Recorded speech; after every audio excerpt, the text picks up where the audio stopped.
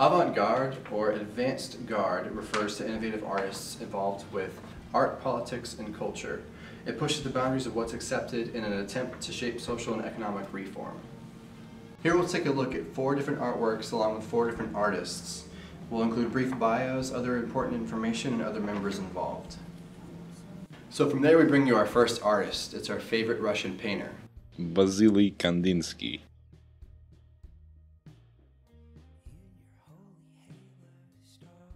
Vasily Kandinsky was a Russian-born artist and one of the first creators of pure abstraction in modern painting.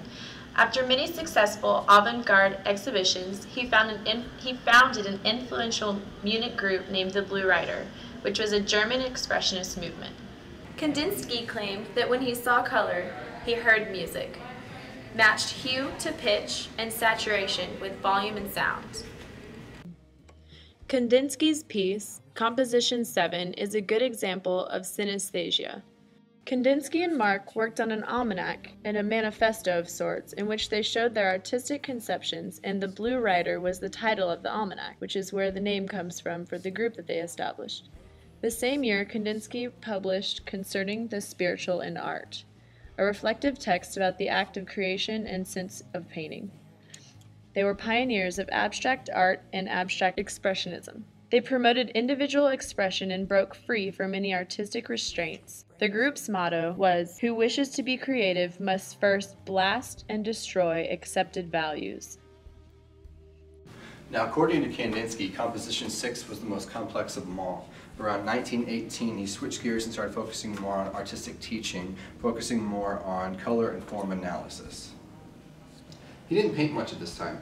However, soon after, his spiritual point of view got him rejected from the institution until a friend of his in Weimar, Germany called him over to teach at the Bauhaus. This brings in our next artist. It's neoplastic artist, Piet Mondrian.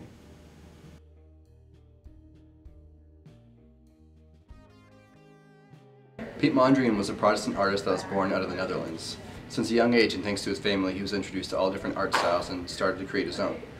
Through experiments with Impressionist, Cubist, Fauvist, and Pointillism, he started to find the uniqueness of the spiritual effect that art can have on us all. In 1911, he moved out to Paris, where he studied under Picasso and Braque, losing sense of representation altogether. 3 years later, on his visit back home to the Netherlands, war broke out, forcing him to stay.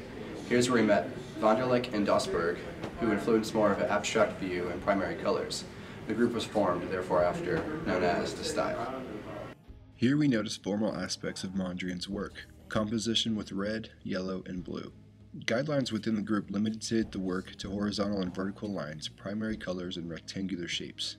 The overall reasoning behind this work to Mondrian was to evoke the spiritual relationship between us and this uniform artwork to end the war and get humanity to a much more unified and organized plane of existence. For to him, the individual styles of artists against modernity or society were to blame for entering the war in the first place. After 1924, other influence stepped into the picture of the De Stijl group, resulting in Mondrian's departure from the group. Shortly after, he moved out to New York City, where he stayed until his death. There in New York, his work became a lot more complex, though still holding true to his spiritual nature.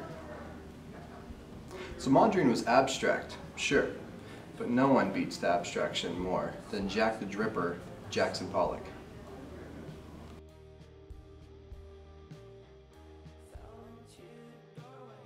Jackson Pollock was an influential American painter born in Wyoming in the early 1900s. Despite being very reclusive and struggling with alcoholism for most of his life, he was one of the major artists of his generation.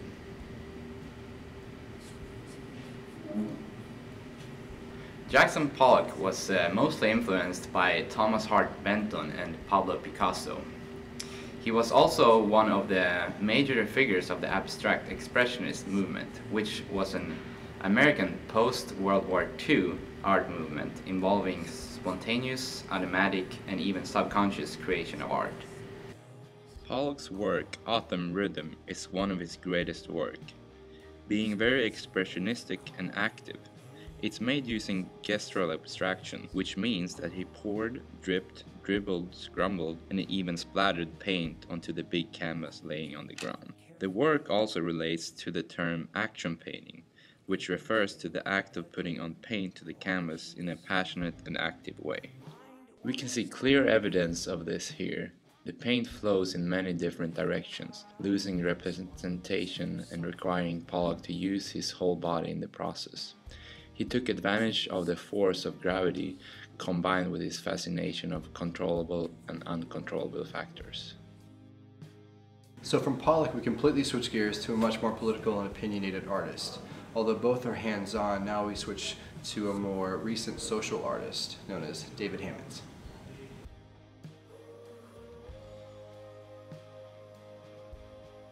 David Hammons was born in Springfield, Illinois, before moving to New York to pursue art. Known for being a crucial artist in the 1970s and 80s, he was influenced by the arte povera movement of the 1960s and 70s.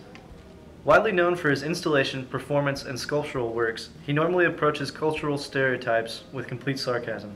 In doing this, he uses materials such as elephant dung, chicken parts, strands of hair, and cheap bottles of wine in his compositions.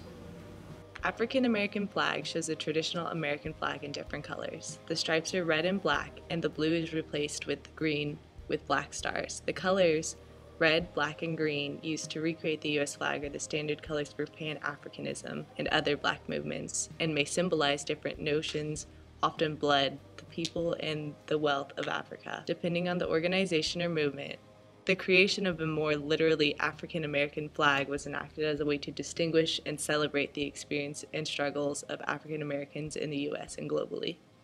In particular, it speaks to the multiplicity of American identities, being both American and also a part of a specific culture within America.